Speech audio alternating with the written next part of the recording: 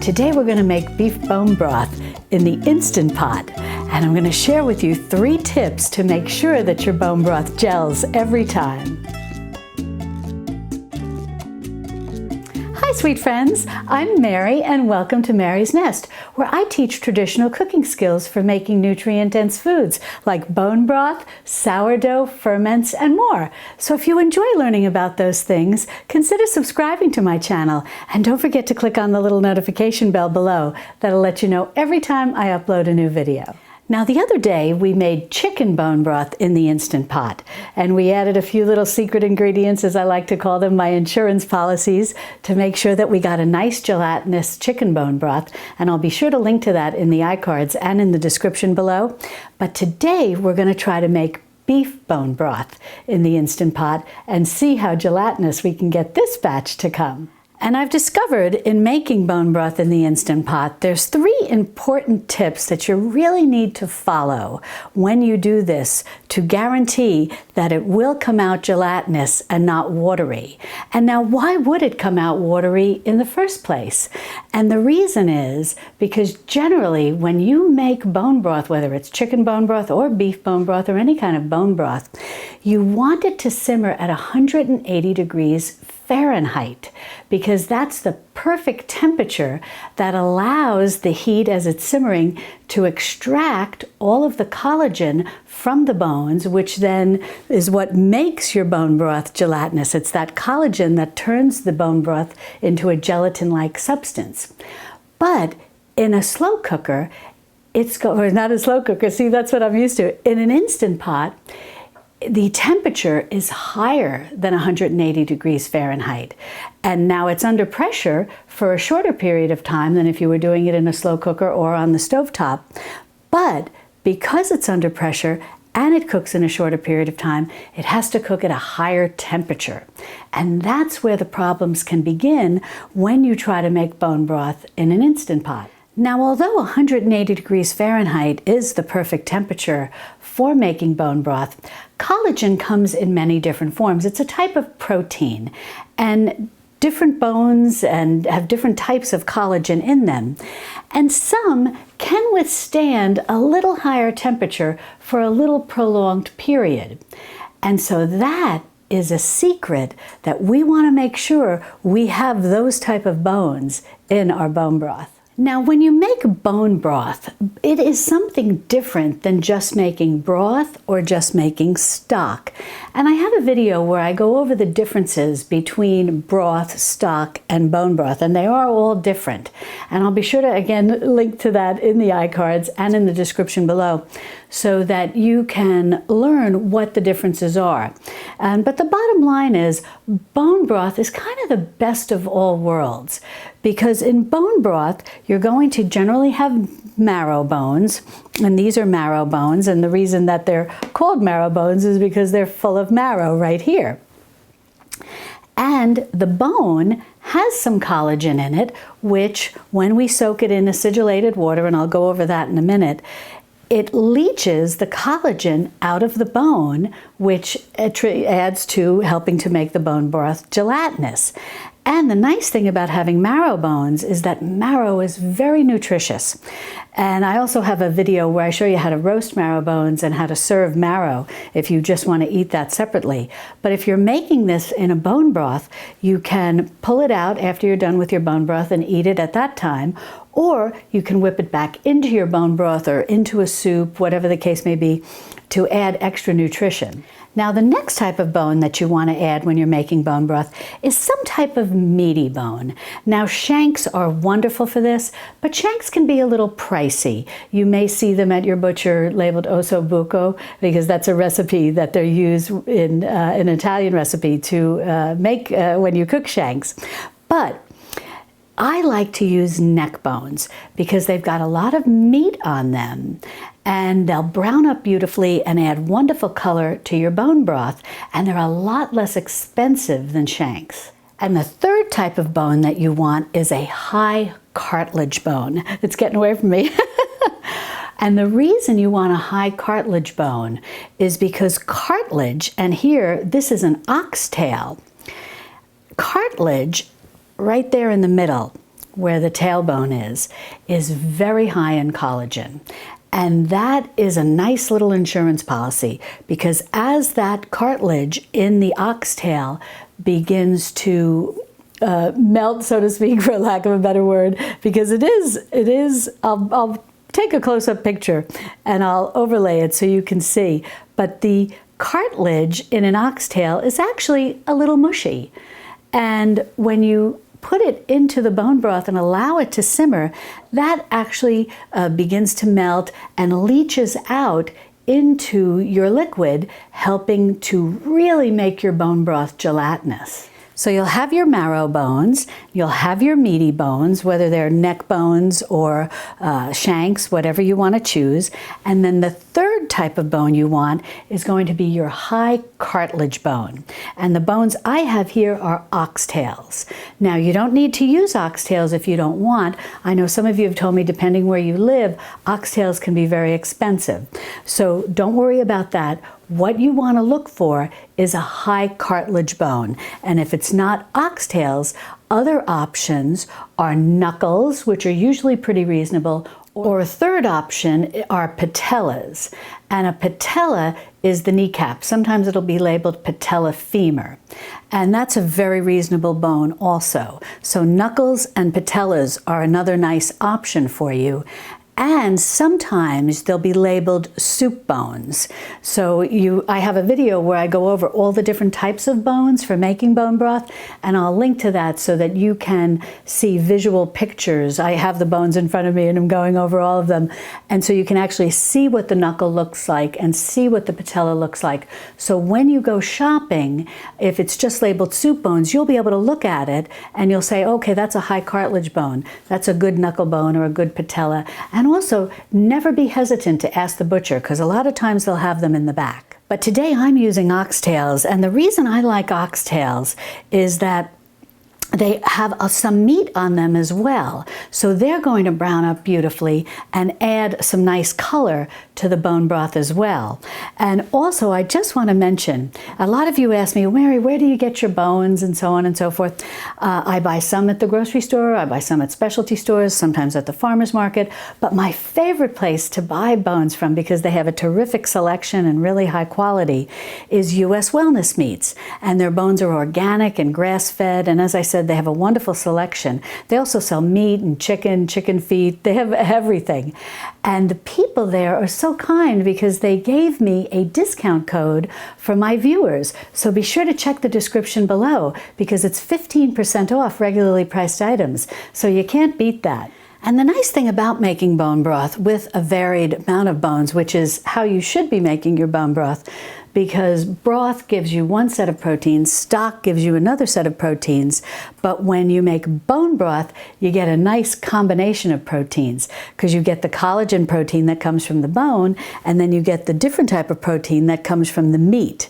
So you're really getting the best of both worlds when you make bone broth. Now, when I make bone broth in a slow cooker, I usually use an 8-quart slow cooker or a 10-quart slow cooker, and I use somewhere between 4 and 5 pounds of bones. I usually have about 2 pounds of the marrows, about 2 pounds of the meaty bones, and about 1 pound of my high cartilage bones.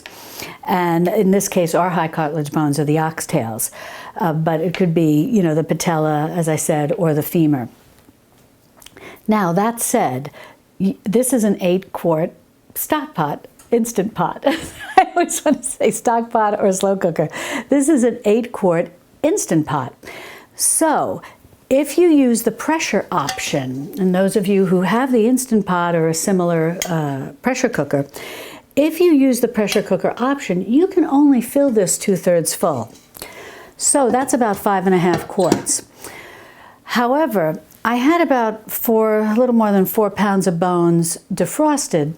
So I'm going to just go ahead and see what I can fit in here without overfilling it, and then adding the vegetables. And I've gone light on the vegetables compared to how I normally make a bone broth.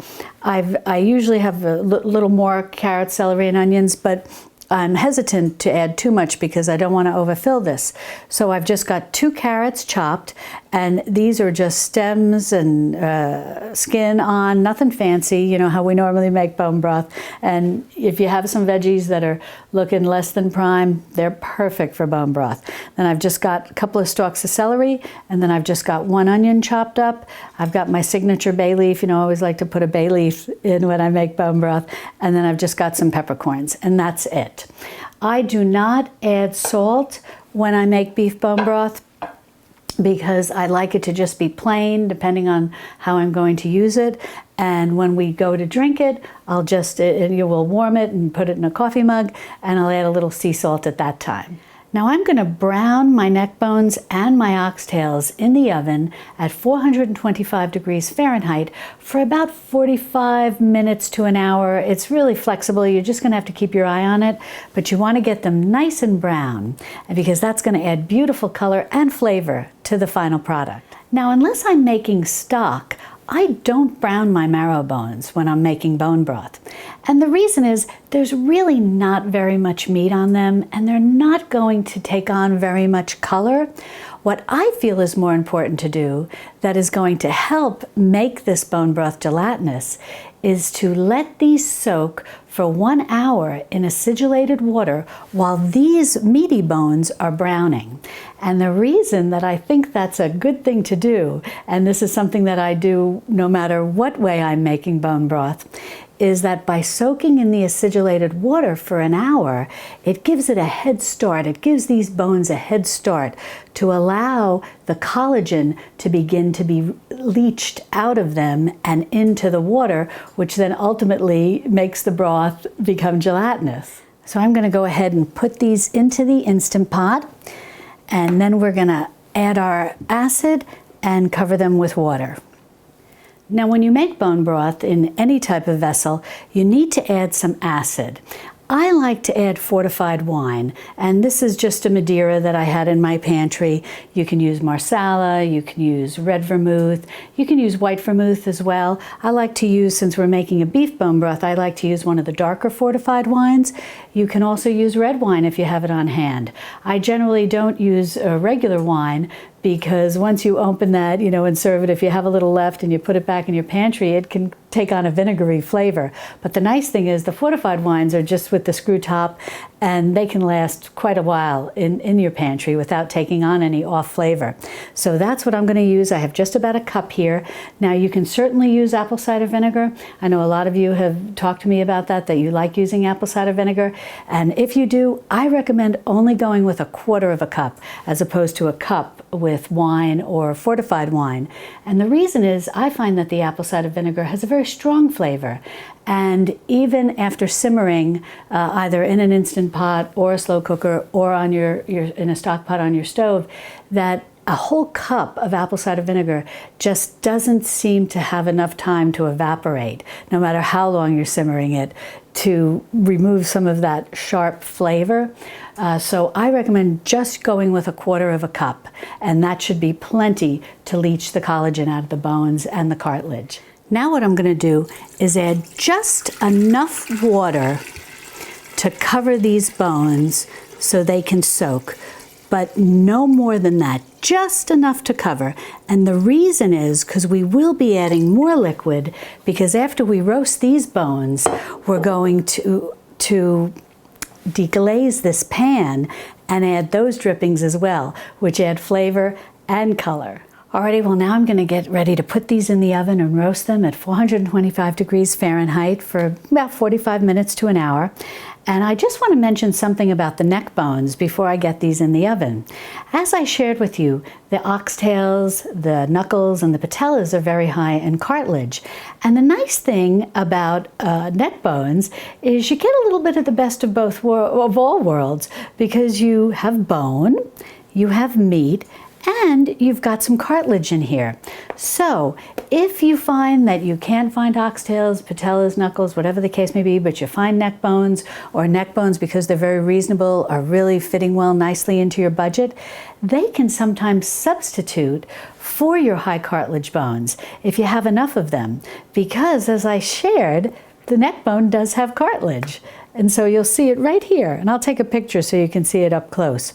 So that's something to keep in mind when you're out shopping for bones. So the first tip to guarantee you get a nice gelatinous beef bone broth is to make sure that you include a high cartilage bone, a bone high in cartilage, like the oxtails or the patellas or the knuckle bones. Well, my marrow bones have been soaking in the acidulated water for about an hour, giving them a little bit of a head start on leaching that collagen out of those marrow bones.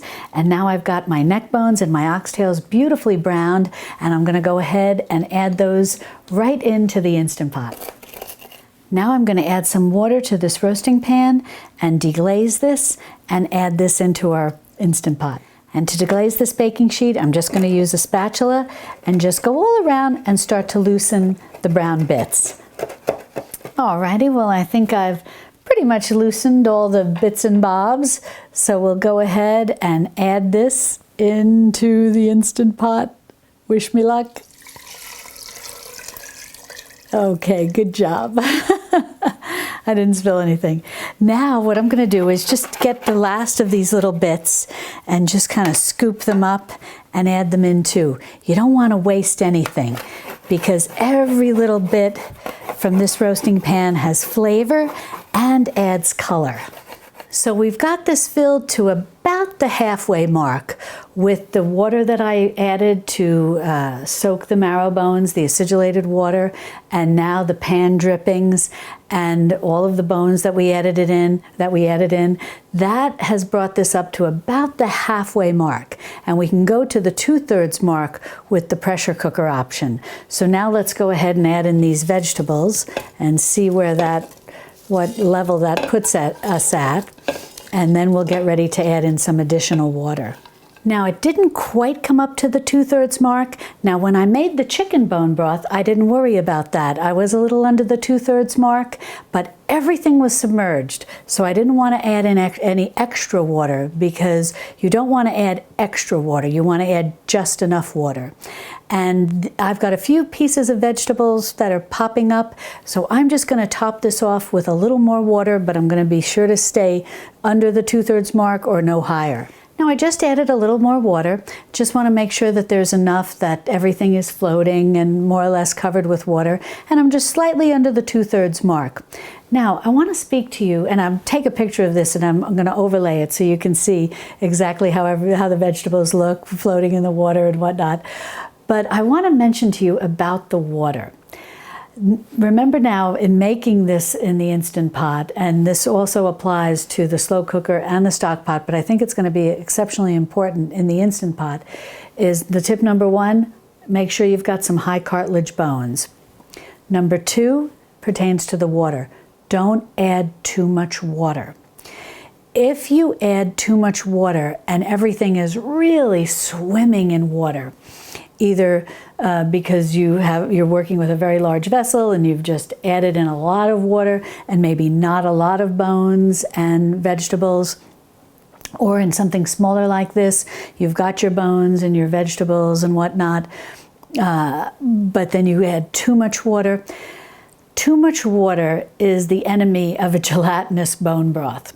You want to make sure you have just enough. And basically, in something like this, they're floating, you're under the 2/3 mark, you're in good, or right at the 2/3 mark, you're in good shape. In a slow cooker or a stock pot, you want to make sure that you're no more, basically just to cover, no more than an inch above. Because if you have too much water, it dilutes the gelatin. Now the gelatin may still be there. It may not break the gelatin because that's involved more with high cooking, high temperature cooking.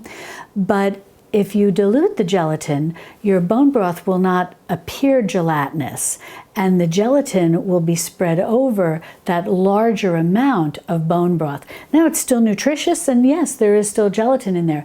But if you're trying to make bone broth so that it's very concentrated and very thick with gelatin in one serving, because you're drinking it for your health, to nourish your gut and to nourish your joints and your hair and your nails, then you want to make sure you don't put too much water. And that brings us to a point. Why do I always talk about making bone broth gelatinous? Why is the gelatin so important? And as I shared, A gelatinous bone broth, the gelatin, especially when it's rich and concentrated, say you're drinking an 8 or 12 ounce mug of it, that when it's cold is a very firm gelatin-like substance looking like a Jell-O. And then you warm it up and you maybe add a little sea salt and you drink that. That's very concentrated in gelatin that really soothes your gut. It's very gut healing. And it's very good for your joints, and it soothes your joints, and it's very good for your skin and your nails and your hair. But most important, it's really gut healing. It really coats your gut. And when, as we learn, and I've mentioned in other videos, when you have a healthy gut, it often means your whole self is healthier too. So that's why I put so much emphasis on making sure that you can make a nicely concentrated gelatinous bone broth. So don't overdo it with the water. I took a picture. I'll show you. I believe it's right under the 2/3 mark, maybe by about 1/4 of an inch. And as I said, I'll overlay that picture, and everything's floating and it looks perfect. So just to review, you know me, heart of a cooking teacher, repeat, repeat, repeat. To have a nice gelatinous bone broth, tip number 1, want to make sure we've got our high cartilage bones in here, which we do. And that's especially important, I think, when you're cooking under pressure, because you want that cartilage that can maybe hold its own a little better than some of the other collagen that comes from cartilage may be able to hold its own a little better than some of the collagen that comes from the bones, like from the marrow bones. So you want your high cartilage bones and not too much water, just enough water that in the Instant Pot that the vegetables and everything are just floating, and that there's enough water surrounding everything, but not too much. And in a slow cooker or a stock pot, just maybe about 1 inch above, just to cover. Alrighty, well, let's put this top on and get this going. So now I've got the lid on, and I'm just gonna lock it into place. And if you're not familiar, if you're using the Instant Pot for the first time, there's a little lever up here on top. It says venting or sealing.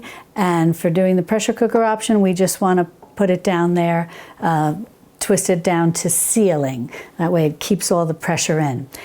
Now, tip number 3. I called the manufacturer of the Instant Pot and I asked them, I'm going to be making bone broth in this, and what is the best way to make bone broth? And I explained the model I have. I have a 8-quart Duo Plus Instant Pot, and on top here, and I'll take a picture, has a soup broth option. I'm going to pick that option.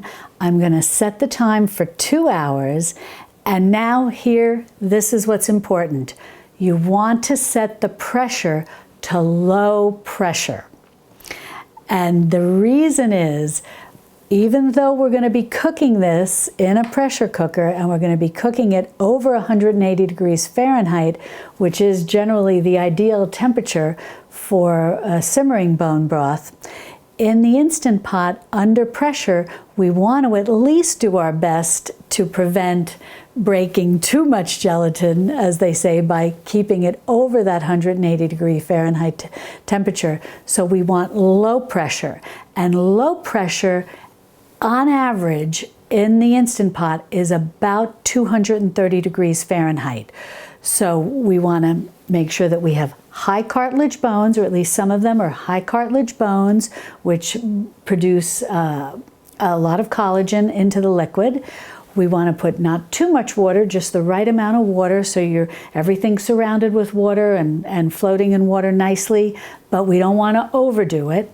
And then number 3, we want to set our pressure cooker on low pressure, so that hopefully, even though it's over the 180 degrees Fahrenheit, that at 230 degrees Fahrenheit, the collagen that comes from those high cartilage bones can withstand it and sort of hold its own, since it's just going to be at that high temperature for a couple of hours and not 12 hours.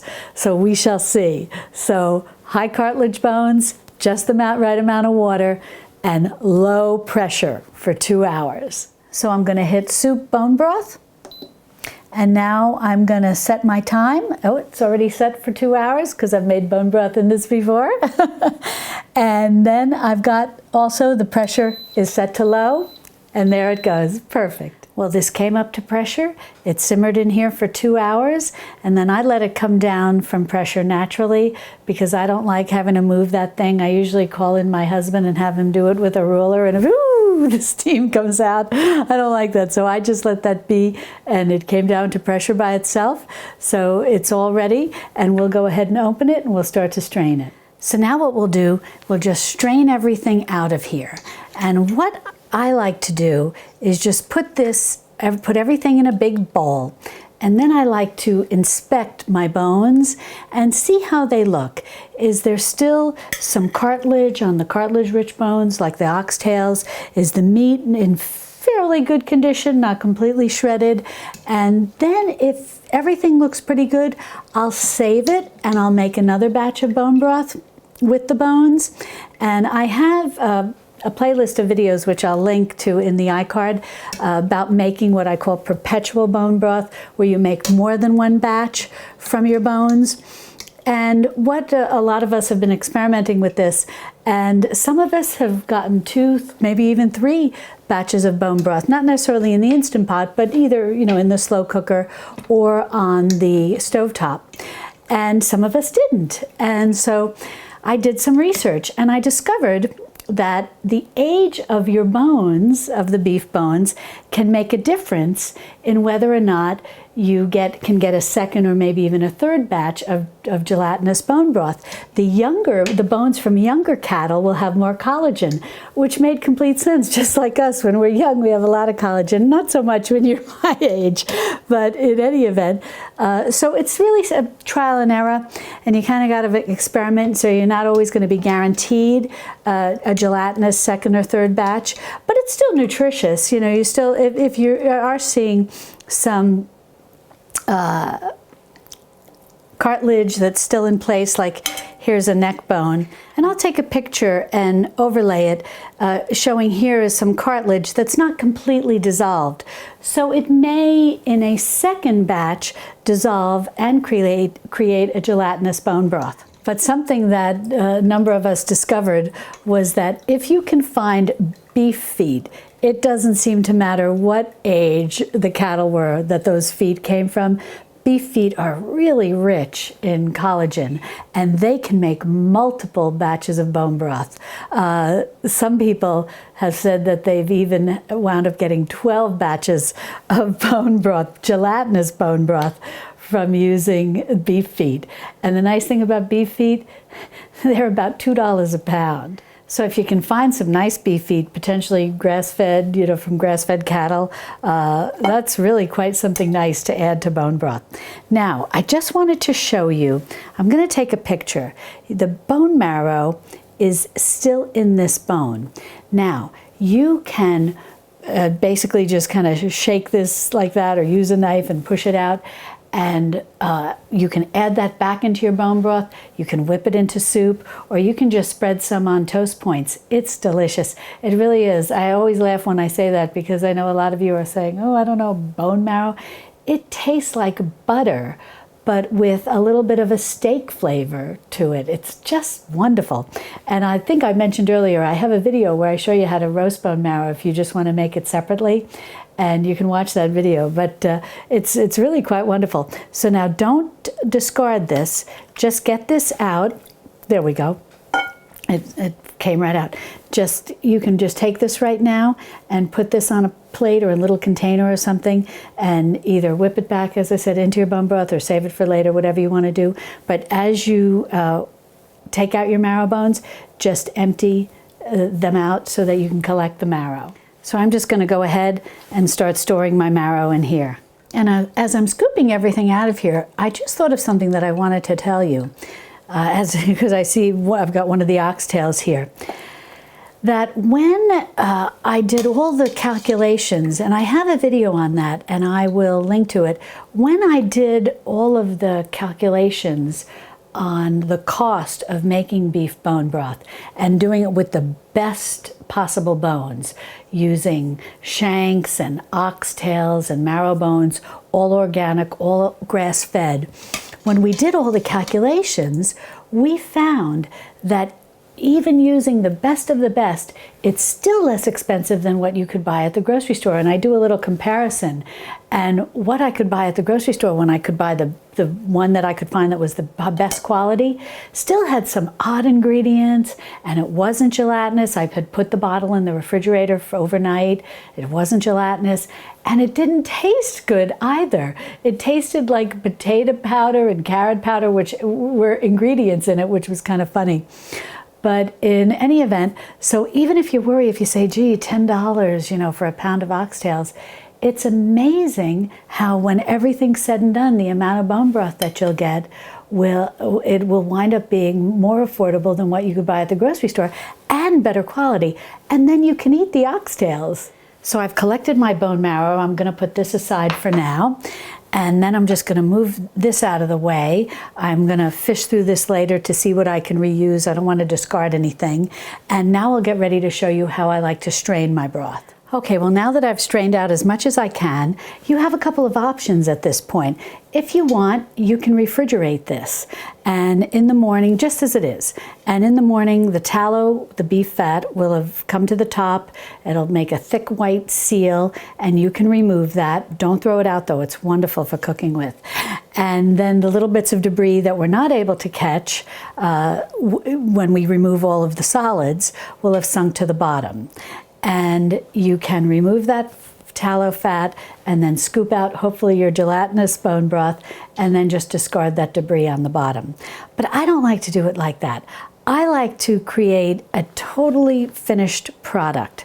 So what I do is I take a flour sack towel and I strain my broth through a strainer like this. Normally I would just have another stock pot that would be larger, and so I could do it in one fell swoop, but I wanted to let you see what I'm doing, so I'm just using a large measuring cup.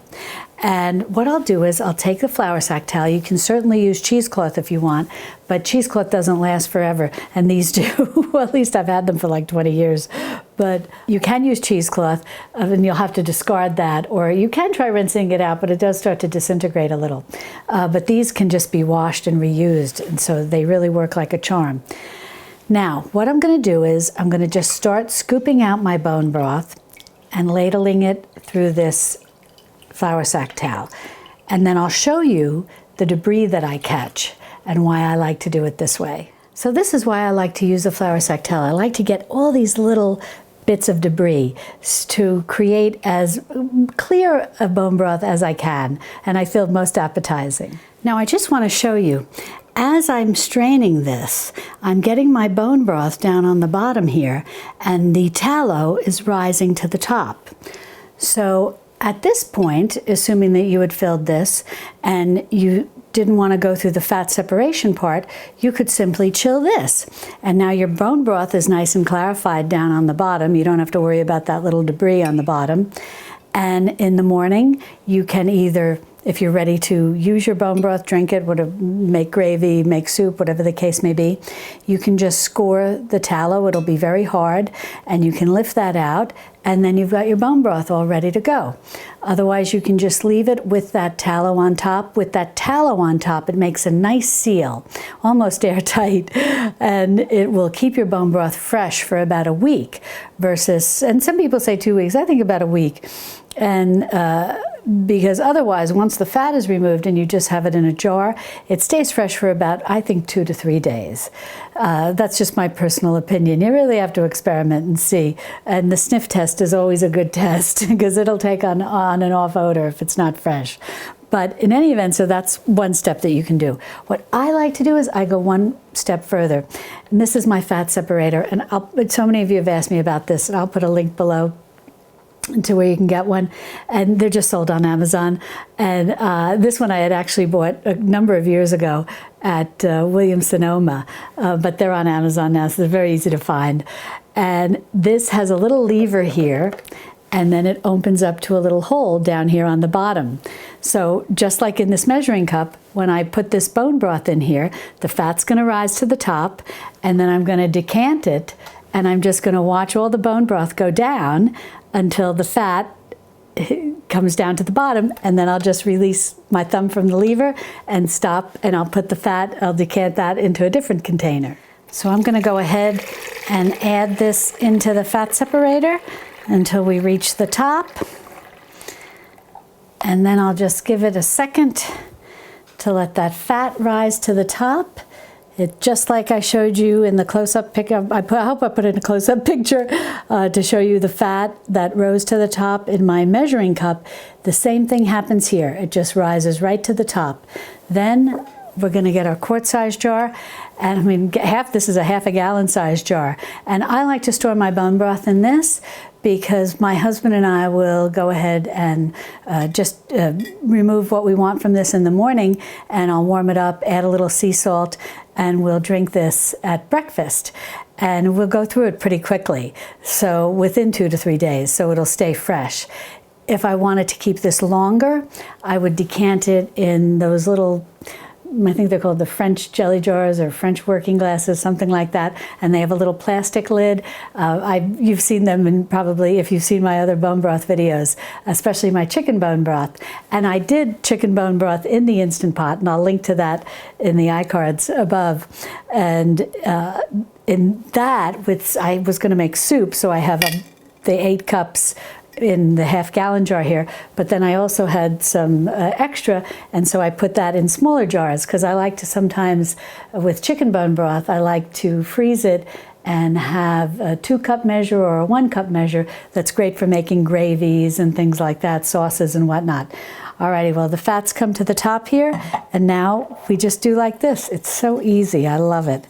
And I'll just watch until the fat gets down to the bottom, and then I'll stop and I'll decant the fat into a different container. Now, before I decant the fat, I still have a little bone broth in here in the bottom. I want to put some in this glass, and then I'm going to go ahead and put this into the refrigerator and give it some time to chill, and we'll see exactly how gelatinous this came. And now I've just got a separate container, and then I'll just dump the, or release the lever to have the fat, the tallow, the beef tallow, go into this container. And now we have this wonderful half a gallon of beef bone broth, all strained and fat skimmed off and ready to go into the fridge. Now it's got a lovely aroma, and let me give this a taste and we'll see how it is. It's quite tasty. Now, something that I find different is, and this is the same that applies to when I made the chicken bone broth in the Instant Pot. It's tasty, and I'm pleased with the product, but it's not as strong, it's not as intense in flavor, and maybe that's a good thing if you're new to bone broth, but it's not as strong in flavor as the product that I do get when I make bone broth in a slow cooker or on the stovetop. So I think that's a good thing to know. And if you have a slow cooker, and I'll link to that video, I have multiple videos where I make bone broth in a slow cooker. And it might be fun to experiment. Try in your Instant Pot, try in your slow cooker, and see which taste you like best. This is definitely tasty. Definitely you can drink on its own or use to make a gravy or a soup. I think it'd be quite wonderful. And now we'll just wait and we'll see how gelatinous it came when we take it out of the refrigerator. But I'm confident that it's going to be gelatinous because we followed our 3 tips. Number 1, we used some high cartilage bones. Number 2, we didn't use too much water, just enough basically to cover, or in the case of an Instant Pot, just to have everything floating in water. And number 3, we kept it at low pressure, not high pressure. We cooked it at low pressure. Those 3 tips will ensure that your bone broth will be gelatinous. So we'll go and get that out of the fridge now that it's been chilled for a little while, and we'll see exactly how gelatinous it is. Well, I cleaned up my kitchen and I let this be in the refrigerator for a while to give it a good chill. And I just want to show you the gel that we got from making the bone broth, the beef bone broth, in the Instant Pot. Oops. So look at that, and I'll bring you in closer so you can see it. It's got a nice gel to it. Definitely pretty good for being under pressure and at 230 degrees for 2 hours. But we've got a nice gel. Now, I do want to mention that this is generally not as gelatinous as it will come if you do it in the slow cooker or on the stovetop, because when you do it in the slow cooker, or the stovetop, you're maintaining a temperature of 180 degrees Fahrenheit. Here, we do have it under pressure and at 230 degrees. But even at that higher temperature, and it's only at that higher temperature, I should say, for 2 hours. And so over 2 hours, a lot of the gelatin still seems to be able to sort of hold its own. And I really credit this to the fact that we used some high cartilage bones, which, as I shared with you, that's really one of the secrets, that's one of the tips to making sure that your bone broth in an Instant Pot, being under pressure, being at 230 degrees Fahrenheit, can maintain some of the gel. So remember the 3 tips for when you make beef bone broth in an Instant Pot. Don't forget, first you want to put in high cartilage bones. You don't want to overfill with too much water, just enough water to cover. And then you want to make sure that you pick the low pressure option. If you'd like to learn more about traditional cooking, be sure to subscribe to my channel and then click on this video over here where I share my tips for making gelatinous chicken bone broth in the Instant Pot. And I'll see you over there in my Texas Hill Country kitchen. Love and God bless.